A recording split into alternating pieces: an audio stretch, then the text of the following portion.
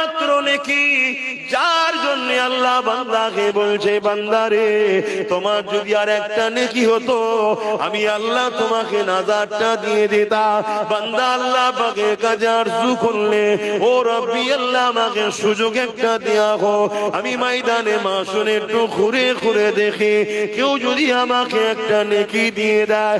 আল্লাহ বলল যাও বান্দা আমি তোমাকে সুযোগটা দিয়ে দিলাম। বান্দা নেকি খুঁজতে বেরোলো। এই পর্যন্ত মনে রাখেন, পরে বলছি অপর দিকে আর একটা বান্দা যাকে আল্লাহ হিসাবের জন্য ডেকেছে, ওরে আমার বান্দার হিসাবটা দে রে বান্দা।